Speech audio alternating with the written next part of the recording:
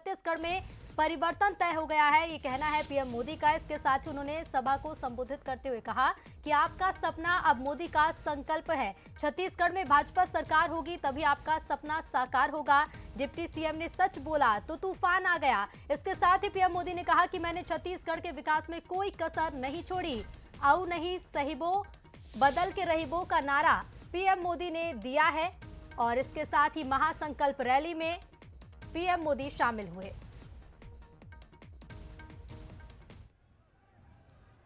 रोजगार के नाम पर सिर्फ घोटाले ही घोटाले हैं।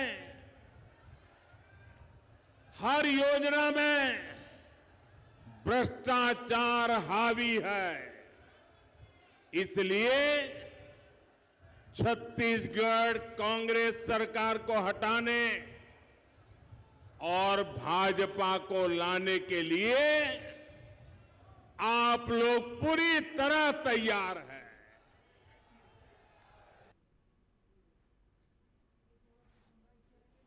तो बिलासपुर में आज एक सभा को पीएम मोदी ने संबोधित किया और साथ ही कई बड़ी बातें भी इस दौरान पीएम मोदी ने कही। साथ ही कहा कि परिवर्तन यात्रा में छत्तीसगढ़ में कमाल किया है। तो बिलासपुर का सियासी गणित समझ लीजिए। कुल 24 विधानसभा सीटें हैं। ओबीसी का गढ़ है बिलासपुर संभाग। इसके साथ ही नेता प्रतिपक्ष और प्रदेश अध्यक्ष दोनों इसी संभाग से आते हैं। बीजेपी की ओबीसी वोटर्स पर अब नजर है और पीएम मोदी भी ओबीसी समुदाय से ही आते हैं। ऐसे में इस वर्ग पर क्या असर पड़ेगा वो भी देखना होगा। कांग्रेस के पास 13 सीट और फिलहाल कुल बिलासपुर संभाग की सीटों में से 7 सीटें हैं जो बीजेपी के पास है। बसपा और जनता कांग्रेस के पास भी कुछ सीटें हैं। तो कुल 24 विधानसभा सीटें हैं जिसमें से 7 सीटें इस वक्त बीजेपी के पास हैं।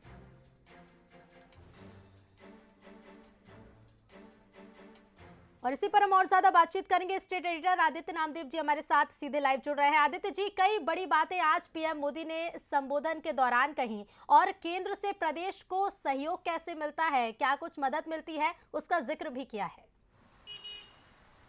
देखिए ऋतु, समझना पड़ेगा बिलासपुर संभाग ही क्यों। सबसे पहला और सबसे मजबूत सवाल, बिलासपुर संभाग नरेंद्र मोदी को क्यों लाया गया। बिलासपुर संभाग 24 विधानसभा सीटें जो भारतीय जनता पार्टी 2018 में टोटल 15 सीटों पर सिमट गई थी, वहां से 7 सीटें केवल इसी संभाग ने भारतीय जनता पार्टी को दी थी। 7 विधायक यहां से।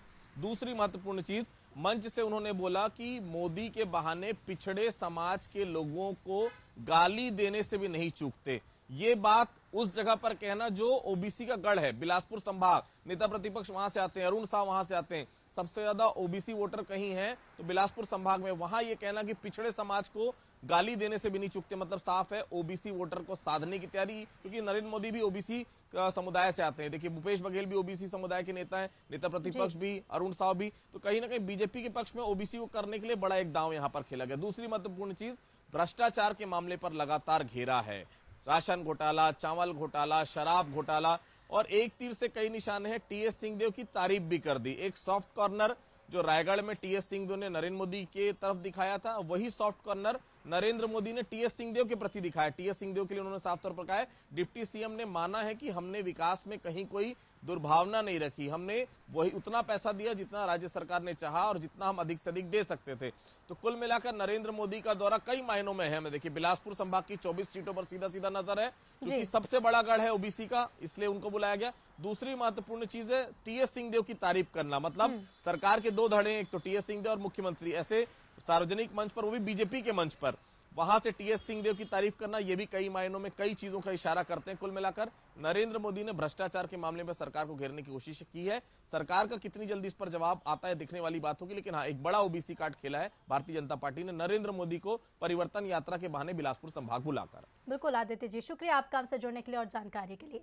और चलिए क्या कुछ बड़ी बातें आज कहीं वो भी सुन लीजिए। आपका सपना मोदी का संकल्प है। इसके साथ ही पीएम मोदी ने एक नारा भी दिया, आओ नहीं सहिबो, बदल के रहिबो। ये पीएम मोदी ने कहा।